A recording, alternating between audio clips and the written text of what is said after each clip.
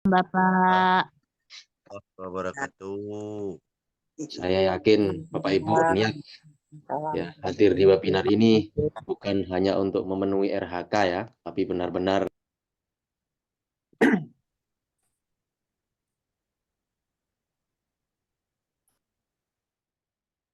Maaf, Pak jadi unmute. ini unmute wah, mute otomatis barusan ya. Baik. Terima kasih Bapak Ibu sekalian. Saya yakin Bapak Ibu niat hadir di webinar ini karena memang apa ya betul-betul punya keyakinan tulus untuk menciptakan lingkungan pendidikan yang aman, nyaman, damai, tentram, sejahtera gitu ya. Karena tujuan utama dari diadakan webinar dengan tema ini terkait dengan sosiometri Nobel ini adalah kita berharap bahwa lingkungan pendidikan yang memang benar-benar menjadi standar moral yang utama ya, itu benar-benar bisa diwujudkan gitu ya.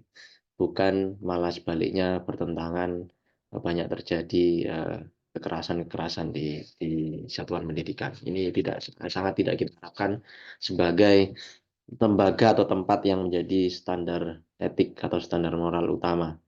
Begitu, Bapak Ibu. Saya mohon maaf terlebih dahulu, Bapak Ibu, ini agak flu ya, jadi suaranya mungkin agak ada bass-bassnya begitu, Ibu. Baik. Baik, Bapak Ibu, saya share screen terlebih dahulu.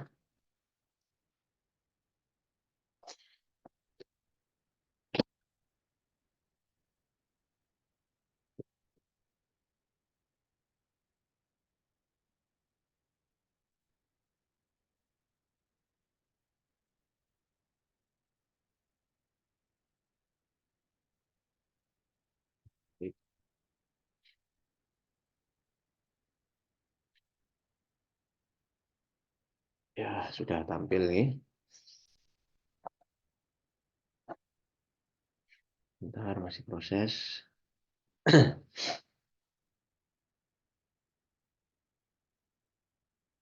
Baik, Bapak Ibu.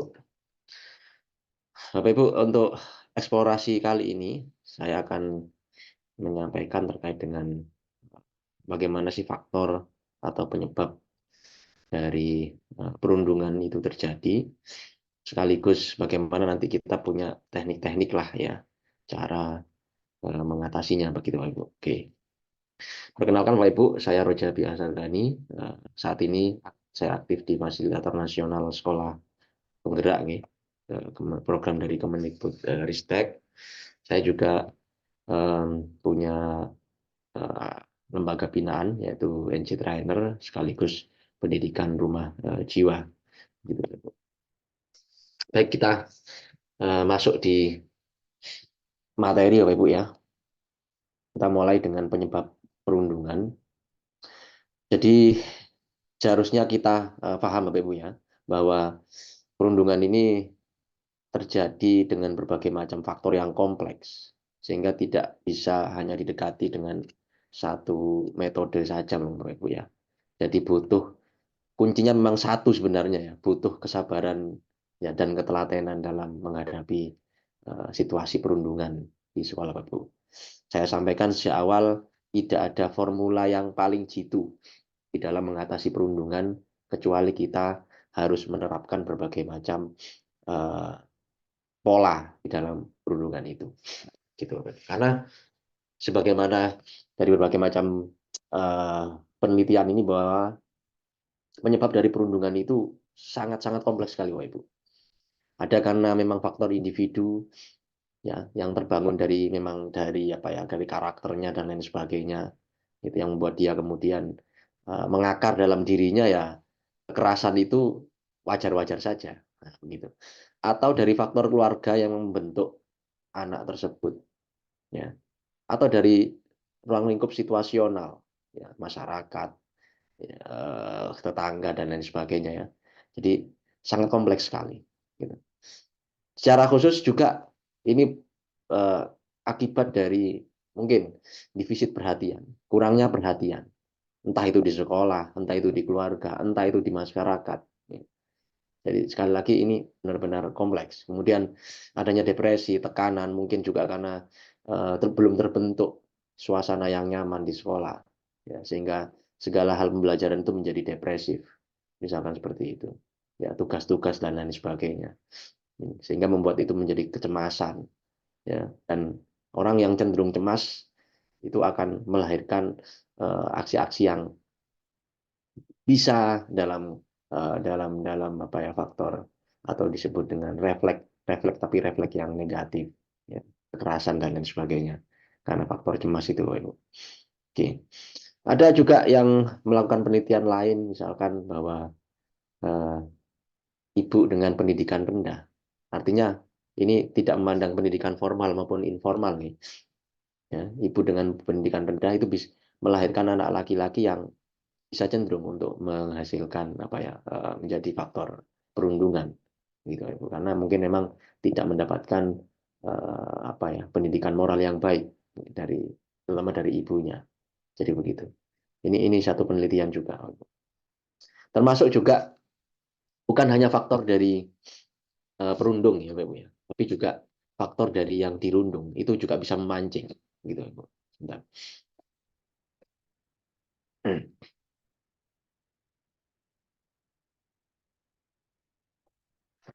Saya lanjutkan.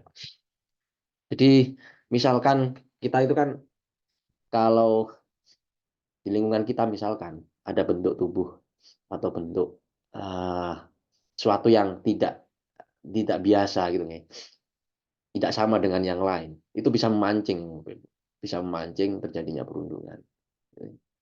Misalkan bentuk tubuh yang berbeda, bentuk wajah yang agak berbeda, mungkin juga ras yang berbeda. Oleh karena itu sejak awal harus disampaikan, harus diberikan pemahaman, harus diberikan kesadaran bersama.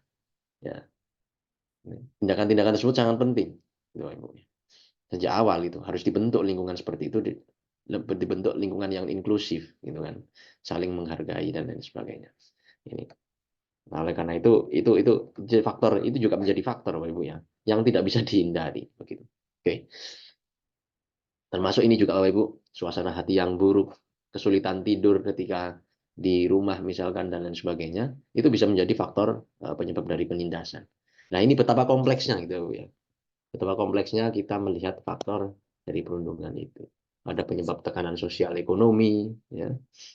Ya, kemudian ada faktor psikologis, ada faktor pola asuh keluarga, hubungan sosial yang memang penuh dengan kekerasan, ya, penuh dengan cacian, makian. Kita tahu kan di anak-anak saat ini, ya, semua isi kebun binatang itu bisa muncul gitu kan, ya, dengan cacian-cacian kepada temannya, bahkan juga sampai kepada menyebut orang tuanya dan lain sebagainya. Nah, itu bisa menjadi juga faktor dari akumulasi perundungan yang ada di sekolah. Gitu, ya. Perundungan yang ada di sekolah. Jadi begitu, Pak Bu. Jadi ini sekali lagi sangat kompleks. Nah, ternyata juga ya, hasil dari pencatatan ini sampai tahun 2022, Bapak Ibu, ya, bahwa KPAI termasuk juga Kemenpan PPA itu mencatat bahwa perundungan terutama di satuan pendidikan itu menjadi tempat yang cukup populer, Bapak Ibu, ya. Ya. Satuan pendidikan itu menjadi tempat yang cukup populer untuk melakukan perundungan. Ini sangat bertentangan sekali. Dan bahkan jumlahnya dari tahun ke tahun itu terus naik. Gitu.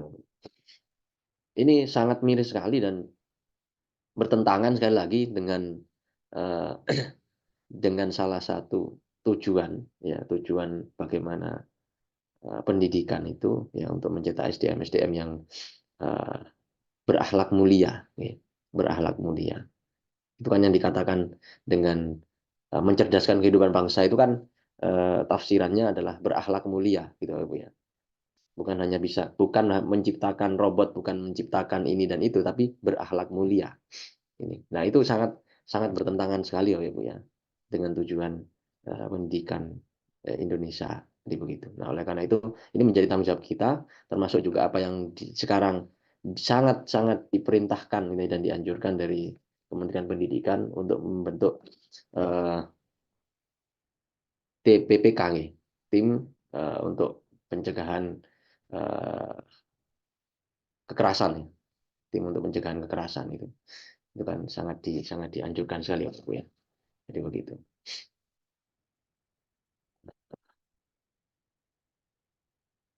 Oke, baik. Kita lanjut. Ini bentar, ada gimana cara menghapus coretan ini.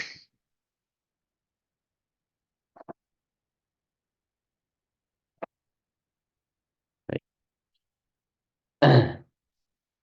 Saya lanjutkan Bapak Ibu. Nah, termasuk juga ini hasil dari penelitian juga Bapak Ibu ya, bahwa 84 pelajar yang pernah mengalami perundungan di sekolah, ini sampelnya adalah dari mahasiswa juga yang pernah di SMA pernah mengaku 70% pernah mengaku mengalami perundungan.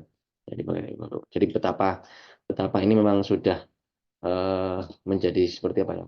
Seperti pandemi gitu ya, menjamur. Gitu kan. Oke. Nah, salah satu program yang diterapkan di Indonesia ini adalah program ROOTS. Ini bekerjasama dengan UNICEF, ya, Kementerian Pendidikan bekerjasama dengan UNICEF untuk mengatasi perundungan di satuan pendidikan. Gitu, Pak Ibu. Nah, seperti apa program itu? Mari kita coba lihat bersama. Ya. Jadi ini salah satu program yang dicanangkan di Indonesia ini mulai tahun 2021. Gitu, mungkin sudah di sekolah Bapak Ibu mungkin ada yang sudah menerapkan program ini. Ya. Begitu.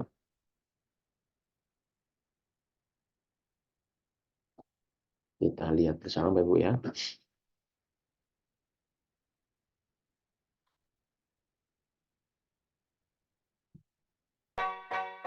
Introducing the English test designed for you. Convenient, fast, affordable. Sekolah seharusnya menjadi tempat yang menyenangkan. Namun, mungkin gak jarang dari kita yang melihat atau mengalami berbagai kejadian yang kurang menyenangkan di sekolah, seperti dihina karena bentuk tubuh maupun warna kulit, hingga disebarkan aibnya di media sosial. Kejadian ini, apalagi yang dilakukan secara berulang-ulang, disebut dengan perundungan atau bullying. Kekerasan, khususnya perundungan, banyak terjadi di Indonesia. Hasil asesmen nasional Kemendikbudristek menunjukkan bahwa 24,4% peserta didik berpotensi mengalami insiden perundungan di satuan pendidikan dalam 1 tahun terakhir. Sebuah penelitian juga menunjukkan 2 dari 3 anak perempuan dan laki-laki usia 13-17 tahun pernah mengalami sedikitnya satu jenis kekerasan dalam hidup mereka. 3 dari 4 anak yang pernah mengalami kekerasan tersebut melaporkan bahwa pelakunya ternyata adalah teman mereka sendiri. Banyak yang bilang perundungan nggak perlu ditangani serius. Masalahnya, kalau nggak ditangani, banyak dampak negatif yang diterima korban, mulai dari dampak jangka pendek seperti perasaan tidak nyaman, luka secara fisik, hingga depresi. Dalam jangka panjang, perundungan dapat memberi dampak negatif pada kesehatan mental, prestasi pendidikan, kemampuan sosial, dan bisa membuat trauma berkepanjangan sehingga menurunkan fungsi dan kualitas kehidupan sosial mereka di masyarakat. Untuk mengurangi segala tindak kekerasan, khususnya perundungan di kalangan anak dan remaja, diperlukan sebuah strategi yang terbukti efektif. Sejak tahun 2017, UNICEF Indonesia mendukung pemerintah dan bekerja sama dengan kaum muda serta beberapa pakar dalam mengembangkan sebuah program uji coba untuk mencegah perundungan di sekolah, yaitu ROOTS. Program ROOTS memusatkan peran pelajar sebagai agen perubahan di lingkungan sekolah untuk mengatasi perundungan dari akarnya, dengan menyebarkan pesan dan perilaku baik di lingkungan pertemanan mereka.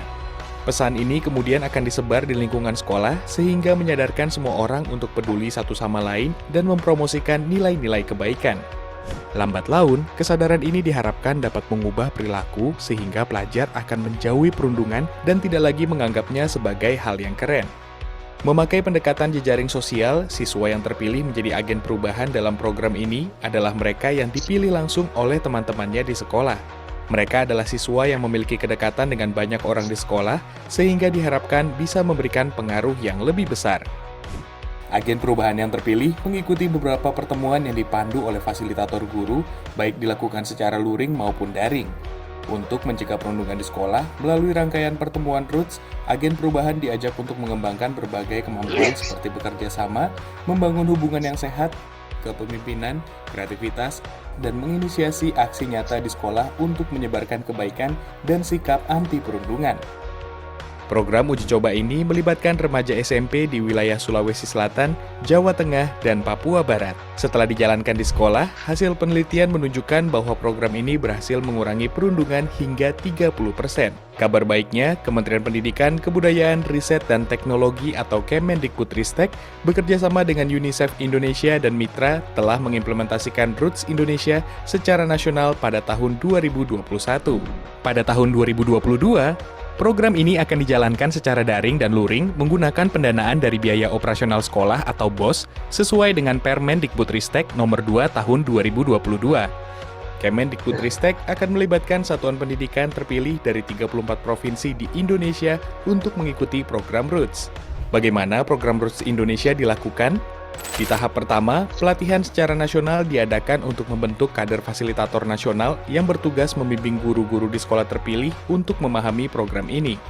Di tahap kedua, diadakan sosialisasi program pada sekolah-sekolah terpilih serta pelatihan untuk guru-guru agar bisa melaksanakan program terhadap siswa di sekolah mereka. Ketiga, 30 siswa agen perubahan di setiap sekolah dipilih oleh rekan-rekan sebayanya menggunakan prinsip jejaring sosial yang menunjukkan bahwa mereka merupakan siswa berpengaruh. Di tahap keempat, agen perubahan mengikuti beberapa pertemuan interaktif bersama fasilitator guru di luar jam pelajaran. Di akhir program, diharapkan semua sekolah yang terpilih mengikuti program bisa menginspirasi sekolah lain dan lingkungan sekitar untuk ikut mencegah perundungan. Sejauh ini, program Roots telah menjangkau lebih dari 55.000 siswa di seluruh Indonesia yang tersebar di 574 SMP Sekolah Penggerak, 382 SMA Sekolah Penggerak, dan 901 SMK Pusat Keunggulan. Seharusnya, pelajar tidak lagi menganggap perundungan sebagai sesuatu yang boleh dilakukan atau dibiarkan. Kita berharap pelajar bisa menjadi pelopor perubahan positif di sekolahnya. Mari sebar kebaikan, mari kita dukung pendidikan di Indonesia yang bebas dari kekerasan melalui penguatan profil pelajar Pancasila. Untuk mengetahui lebih lanjut tentang Oke.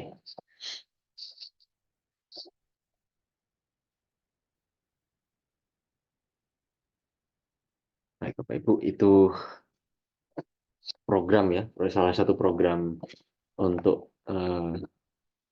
pencegahan ya, perundungan. Selain tim yang diminta oleh Kemendikbud untuk dibentuk di setiap sekolah, yaitu tim TPPK, tim pencegahan dan penanganan kekerasan ya di sekolah itu. Nah, ini sebenarnya tujuannya adalah bagaimana kita kembali untuk menciptakan lingkungan sekolah yang nyaman, gitu, Ibu. Baik. Nah, selain program Roots ini, Bapak Ibu, ada satu model yang juga bisa dijadikan sebagai strategi juga, Bapak Ibu.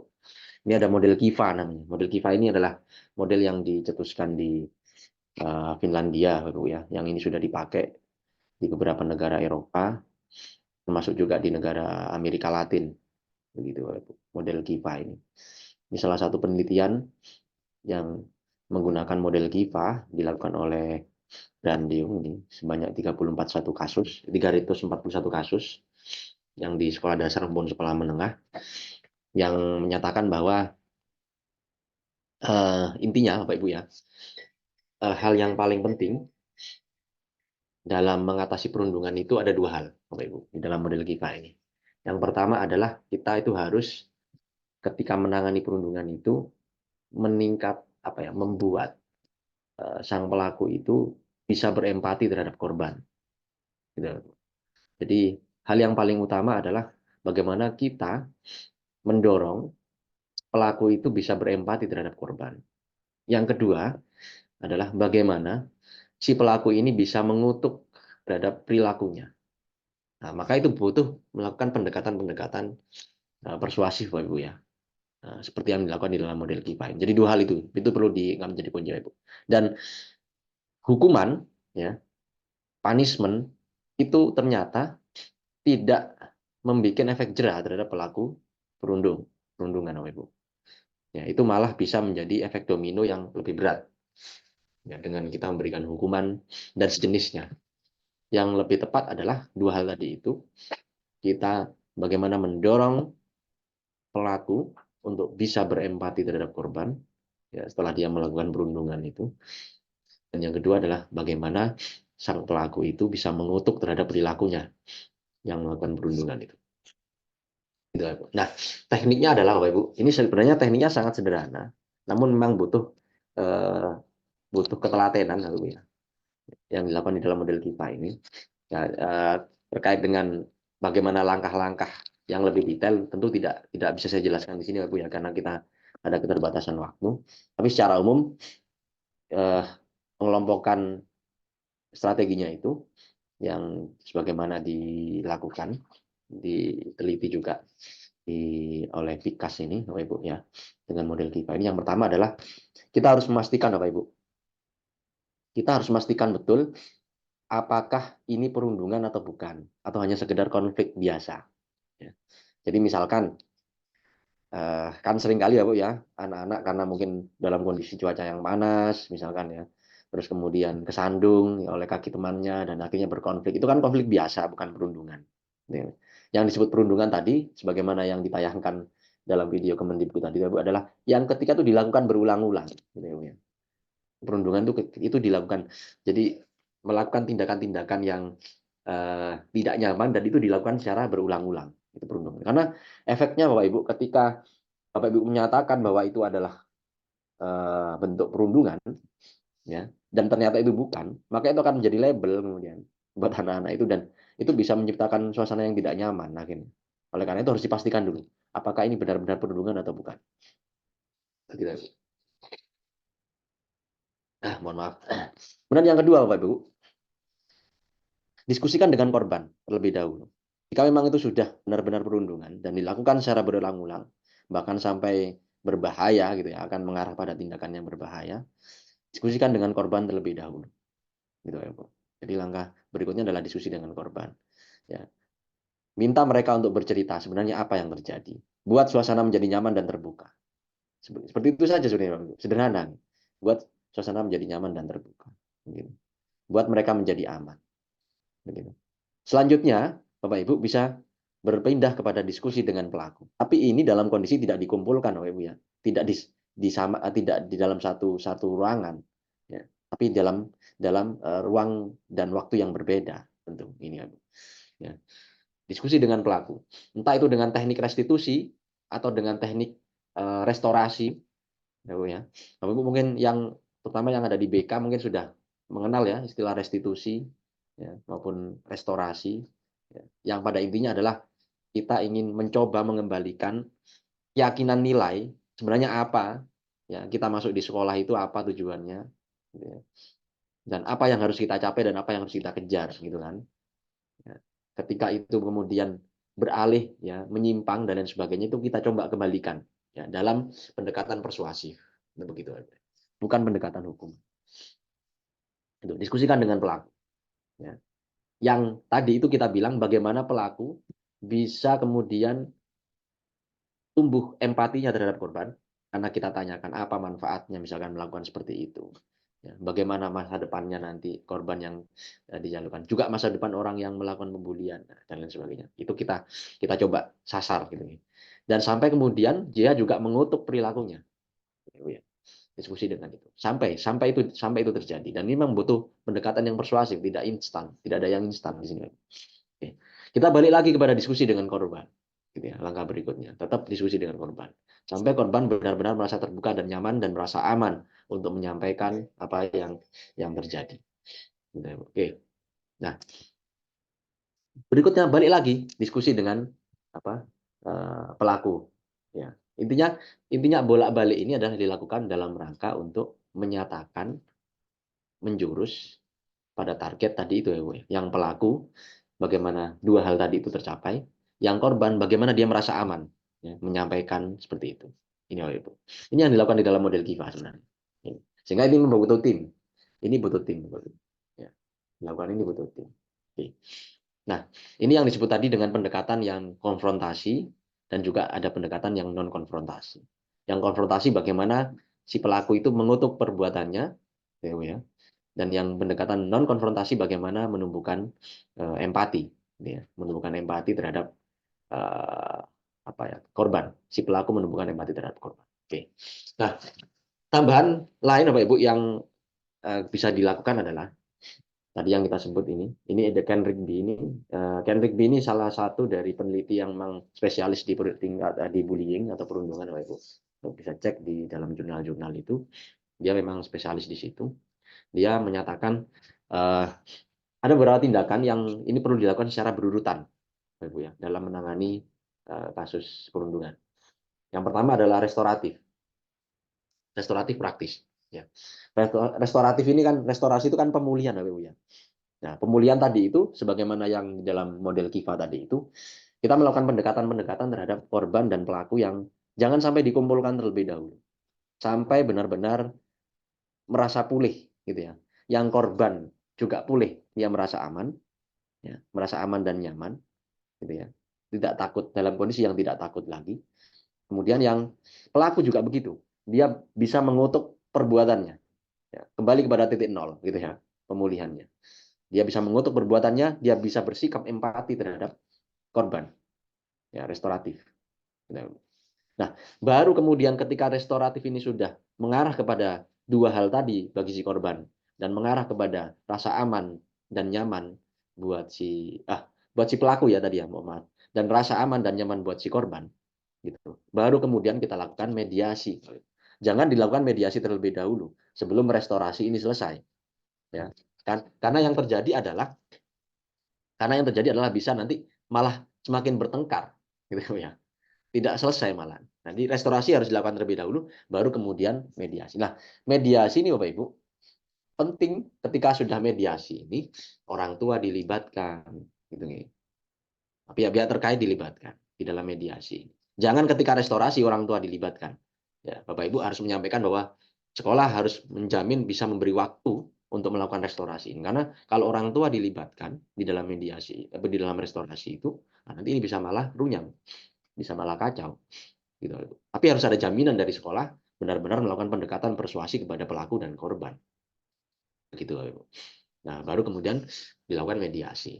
Nah, mediasi penting untuk melibatkan orang tua untuk menyampaikan, memberikan jaminan bahwa si korban dan si pelaku sudah dalam posisi nol, gitu, sudah dalam titik semula, gitu, titik awal, ya. Sehingga orang tua bisa merasa nyaman, begitu, sama-sama bisa menerima.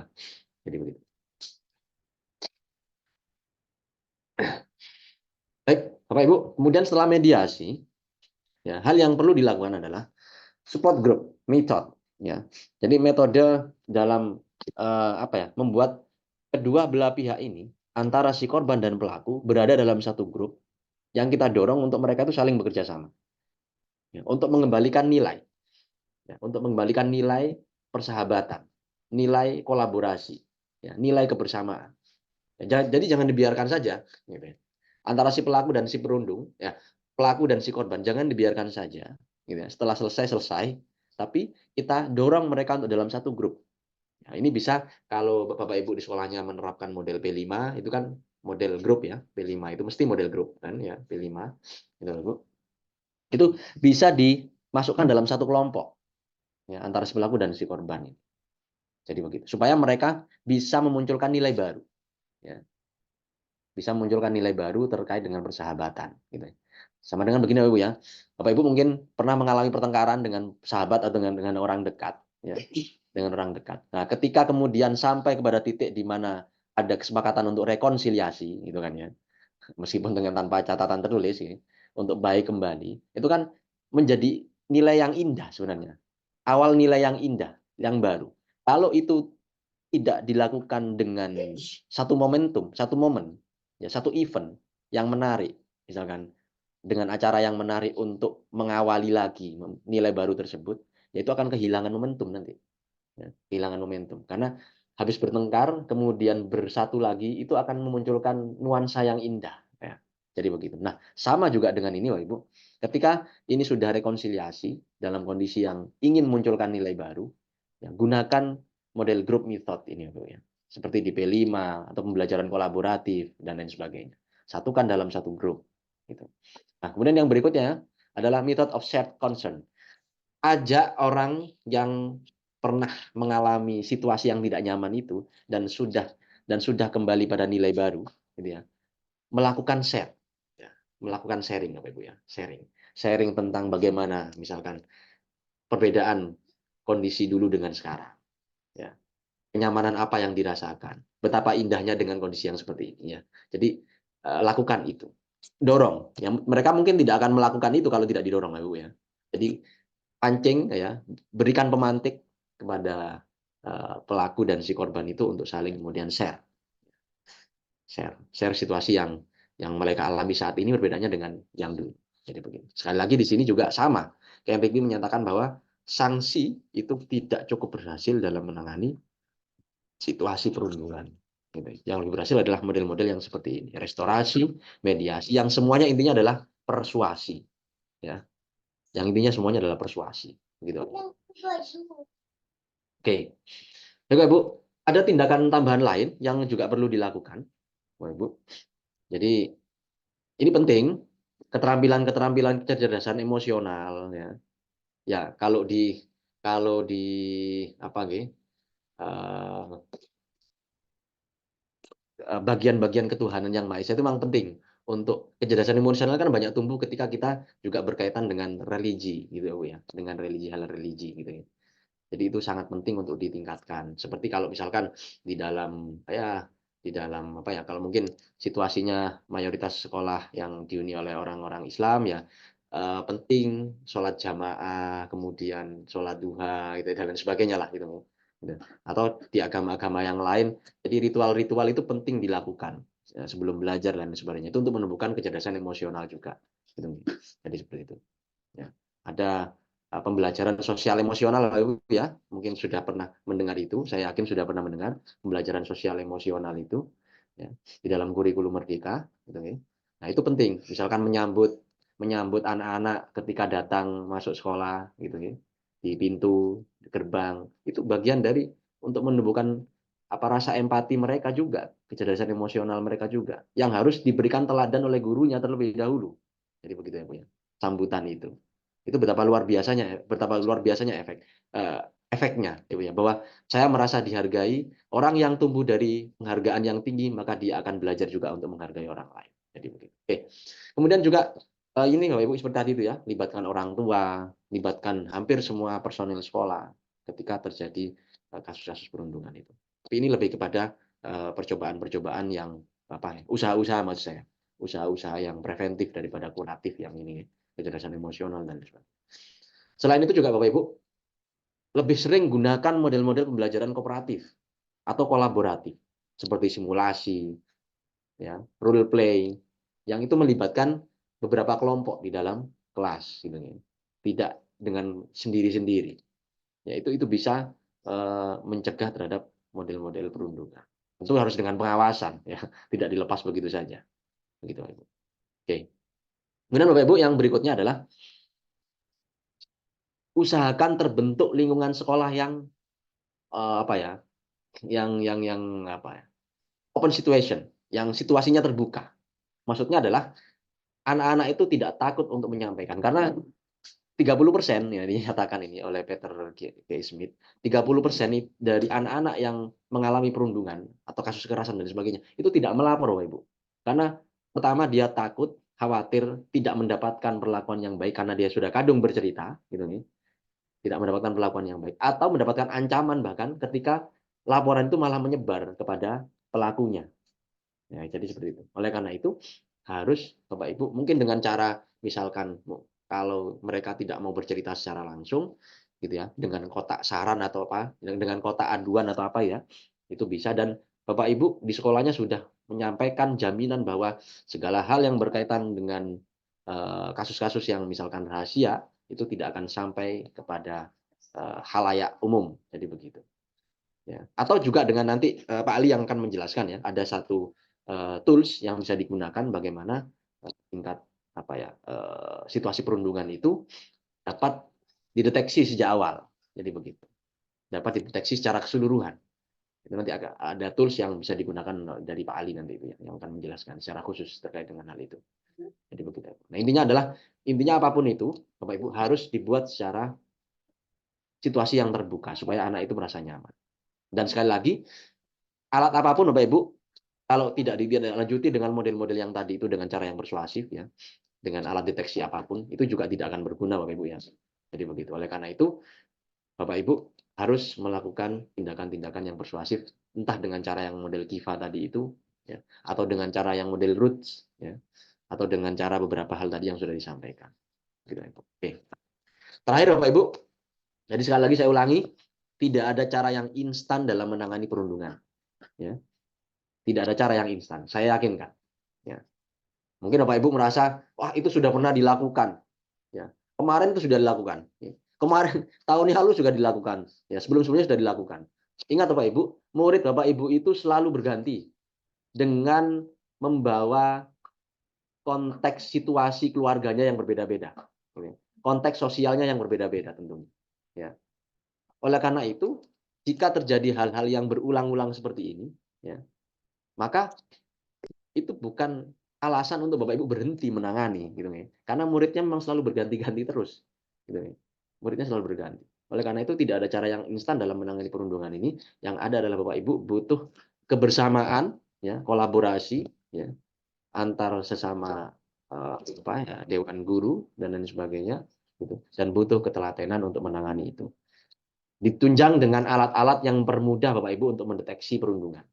Itu akan menjadi lebih baik. Ya, ditunjang dengan. Baik, demikian Bapak Ibu apa yang bisa saya sampaikan. Nanti jika ada dialog saya kembalikan kepada Pak Ali. Terima kasih Pak Ali.